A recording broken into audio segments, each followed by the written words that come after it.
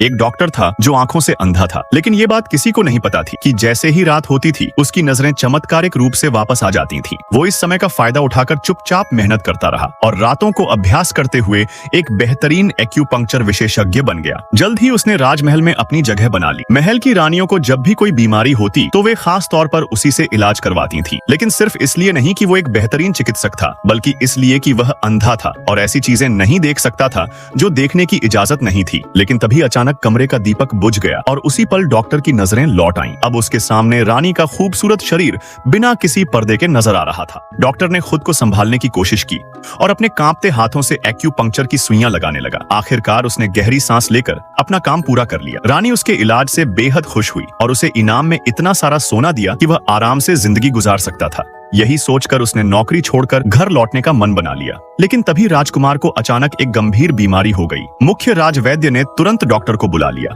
जांच के बाद राजवैद्य ने बताया कि राजकुमार को मलेरिया हो गया है और तुरंत इलाज की जरूरत है। घबराया हुआ डॉक्टर मदद करने लगा, लेकिन उसे जल्द ही कुछ अजीब महसूस हुआ। राजकुमार हल्की आवाज में कराह रहा था, जैसे बहुत तकलीफ में हो। साथ ही जो तौलिया राजवैद्य ने दी थी उसमें से खून की तेज गंध आ रही थी। उसी वक्त हवा के झोंके से दीपक फिर से बुझ गया। अब जो दृश्य डॉक्टर की आंखों के सामने था उसने उसे स्तब्ध कर दिया। राजकुमार का पूरा शरीर चांदी की सुइयों से भरा हुआ था और वह बुरी तरह से झटके खा रहा था। राजवैद्य लगातार कुछ अजीब प्रक्रियाएं कर रहा था और राजकुमार के शरीर से खून निकाल रहा था। डॉक्टर की सांसें थम गईं और उसकी आंखों में डर साफ झलकने लगा। लेकिन यह सब राजवैद्य ने देख लिया। वह धीरे धीरे डॉक्टर के पास आया और उसे ध्यान से परखने लगा। सौभाग्य से डॉक्टर मानसिक रूप से काफी मजबूत था, इसलिए उसने खुद को किसी तरह संभाल लिया और शक से बच गया। मगर अगले ही पल राजवैद्य एक चांदी की सुई उसकी आंखों के बिल्कुल पास ले आया, मानो उसकी परीक्षा ले रहा हो। डॉक्टर ने अपनी मुट्ठी में तौलिया कसकर पकड़ लिया, लेकिन उसके चेहरे पर कोई प्रतिक्रिया नहीं आई। यह देखकर राजवैद्य ने राहत की सांस ली